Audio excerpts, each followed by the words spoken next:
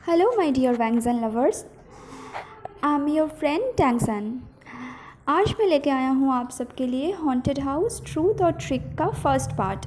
I hope आप सबको अच्छा लगेगा और आप सब मेरा साथ देंगे। तो चलिए शुरू करते हैं। यहाँ हमें एक पार्क का सीन दिखाया जाता है। शाम का वक्त था। वहाँ बेंच में एक कपल बैठे हुए होते हैं। दोनों थोड़े से उदास और परेशान। वो रोते हुए कहता है, ये लोग क्यों नहीं समझ रहे हैं, मुझे तुम्हारे साथ रहना है। मैं तुम्हारे बिना नहीं रह सकता लैंज़न। मुझे बस तुम्हारे साथ रहना है, मुझे और कुछ नहीं चाहिए। प्लीज़ इन सबको समझाओ। तभी वो दूसरा पर्सन कहता है, मैं वीवी, तुम परेशान मत हो। आई नो अभी के लिए वो लोग नहीं मान रहे हैं, पर एक बार मेरे मम्मी पापा को आ जाने दो, वो लोग सबको मना लेंगे। पर अभी के लिए प्लीज़ तुम परेशान मत हो। यस गाइस, ये हमारे वैंगजन कपल है, वीइंग एंड लैंजन। ये दोनों कॉलेज टाइम से एक दूसरे से प्यार करते हैं, पर वीइंग की फ़ैमिली नहीं मान रही है। वीइंग की फ़ैमिली वीइंग की शादी कहीं और कराना चाहते हैं।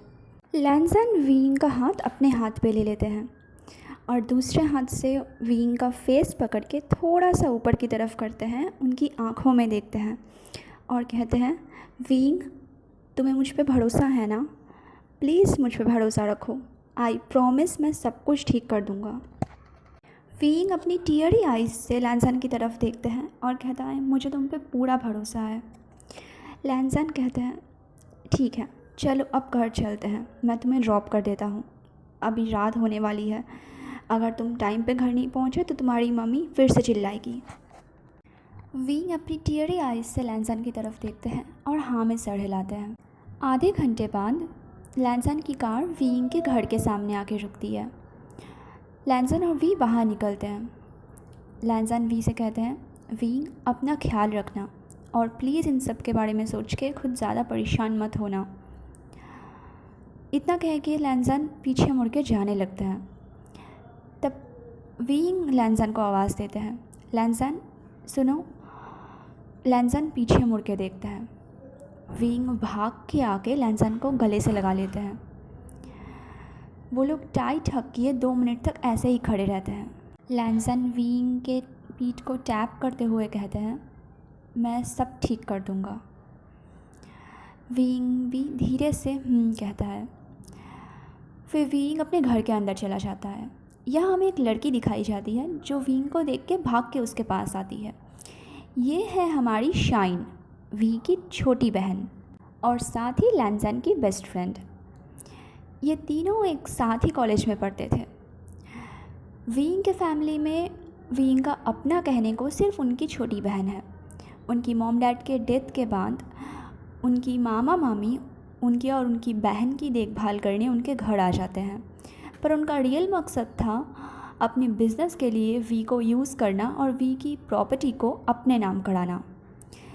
वी मासूम होते हैं, वी उतना नहीं समझते, पर वी की जो छोटी बहन होती है वो समझती है, पर अपने भाई के लिए वो चुप रहती है। गाइस, ये शाइन का कैरेक्टर इस स्टोरी में बहुत स्पेशल होने वाला है। इवन ये नाम और ये कैरेक्टर मेरे लाइफ में भी बहुत स्पेशल है। आप सबको आगे धीरे धीरे पता चलता जाएगा। शाइन कहती है, भैया क्या हुआ, लैंजन से आपकी बात हुई? वीइंग कहता है, हाँ हुआ है, वो बस अपने मॉम डैड के लौटने का इंतज़ार कर रहा है। शाइन हाँ में सर हिलाती है। ये दोनों आगे कुछ बात कर ही पाते, उतने में हमें स्टेयर्स से एक लेडी उतरती हुई दिखती है। वो शाउट करके वीइंग से कहती है, वी तुम घर आ गए? शाइन और वीइंग पीछे की तरफ देखते हैं। पीछे से उनकी मामी यानी मैडम यू उतरती हुई आ रही है।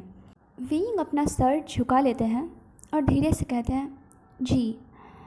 मैडम यू उसके पास जाती है और खड़े होके हाथ में एक वाइन का ग्लास टेबल पर रखते हुए कहती है, मुझे अच्छे से पता है तुम कहाँ गए थे, पर कोई फ़ायदा नहीं है। एक बात तुम अच्छे से जान लो कि तुम्हारी शादी वहीं होगी जहाँ मैं चाहती हूँ। उससे तुम मिलो, बात करो, पर ये बस थोड़े वक्त की बात है। वीइंग उनके बातों का जवाब नहीं देता। वो बस अपने रूम की तरफ भाग के जाता है। तभी मैडम मियू किसी को कॉल करती हैं। सामने वाला पर्सन फ़ोन उठाता है।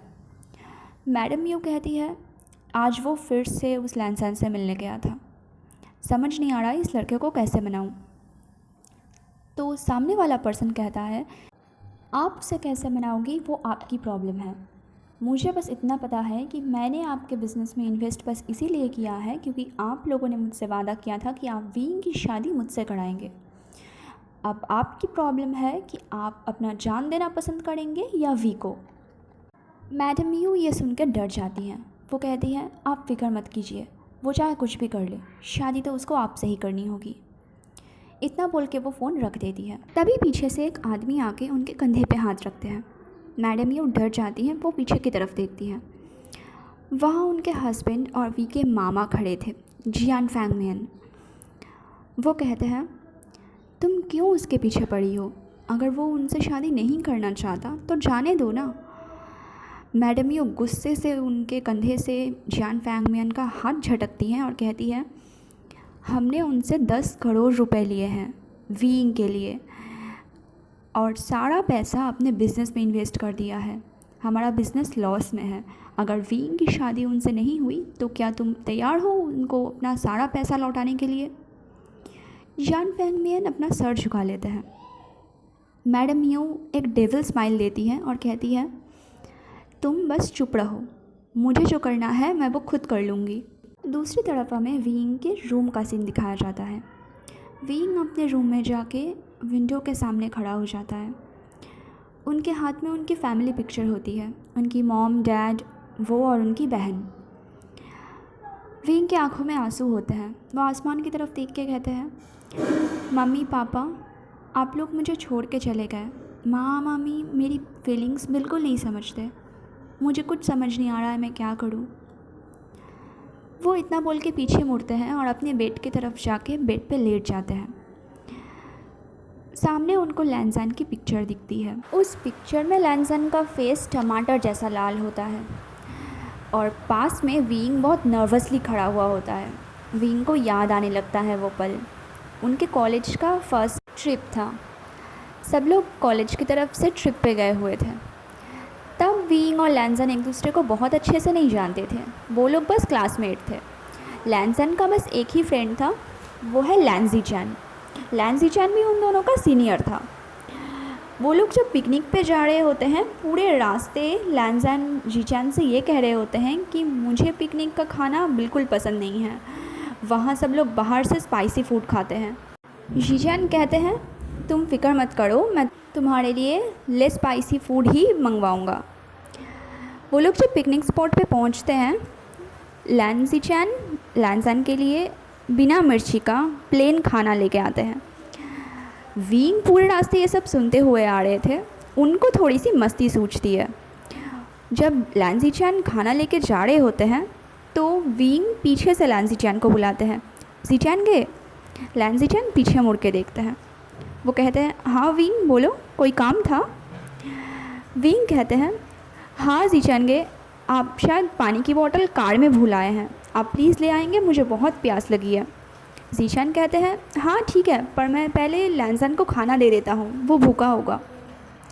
वीइंग कहते हैं हाँ ठीक है, मैं दे देता हूँ ना, आप प्लीज़ पानी ले आइए, लैंसन का खाना मैं ले जाता हूँ।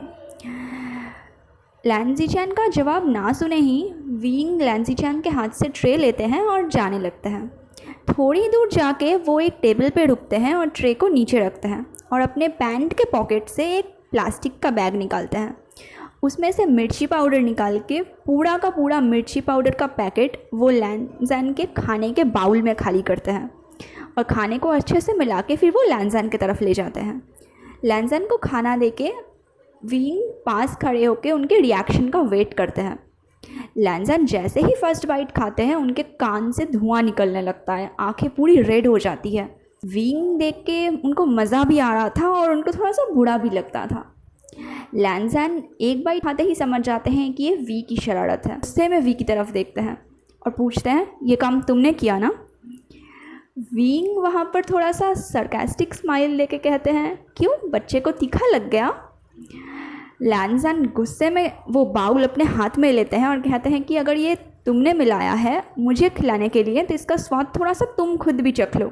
इतना कह के वो बाउल लेके लैंजन विंग के पीछे भागने लगता है। लैंजन विंग के पीछे और विंग उनके आगे आगे। थोड़ी देर भाग के विंग बहुत थक जाते हैं और वो एक जगह पर खड़े होकर हाँफने लगते हैं। लैंजन फुल स्पीड से उनकी तरफ भाग के आ रहे होते हैं और अपना बैलेंस नहीं बना पाते क्योंकि विंग रुक चुका होता है और लैंजन सीधे गिरते हैं विंग के ऊपर। दोनों एक दूसरे पे ऐसे खो जाते हैं, उनकी आई कनेक्शन ऐसे हो जाती है, उनको ख्याल ही नहीं रहता कि उनके आसपास बहुत सारे स्टूडेंट्स हैं जो उनको देख के हंस रहे होते हैं।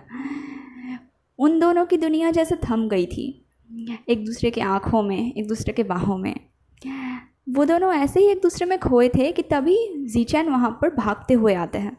वो दोनों को खड़ा कराते हैं और पैनिक करते हुए पूछते हैं, तुम दोनों गिर कैसे गए, तुम दोनों ठीक हो ना? दोनों नर्वसली कहते हैं, हाँ हाँ कुछ नहीं, बस ऐसे ही। तभी ज़ीचैन नोटिस करते हैं कि लैंजन का फेस पूरा रेड हो गया है। ज़ीचैन कहते हैं, लैंजन तुमने तीखा खाया क्या? तुमने तो कहा था तुम्हें एलर्जी है तीखा खाने से। लैंजन कहते हैं, नहीं मैंने खाया नहीं है, मुझे खिलाया गया है।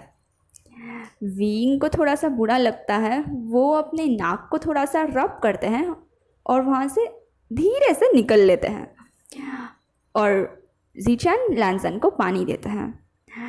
और उसी टाइम किसी स्टूडेंट ने लैंजन की वो पिक्चर खींच ली थी। ये वही पिक्चर है। विंग को सब कुछ याद आ रहा होता है और इन्हीं ख्यालों में विंग को कब नींद आ जाती है उसको पता तक नहीं चलता। ओके गाइस, तो आज के लिए बस इतना ही। नेक्स्ट पार्ट मैं बहुत जल्दी अपलोड करूँगी। आई होप आप सब मेरे एपिसोड से बोर नहीं हुए होंगे। आई नो आज का एपिसोड उतना कुछ खास नहीं था, बट आगे आगे जैसे ही स्टोरी बढ़ती जाएगी आप लोगों को स्टोरी लाइन समझ में आएगी, आप लोग बहुत इन्जॉय करेंगे एंड आई एम श्योर मैं अपने स्किल्स बेटर करने की और कोशिश करूँगी। आज के लिए इतना ही। ओके, सो नेक्स्ट पार्ट में मिलते हैं। Bye bye, thank you.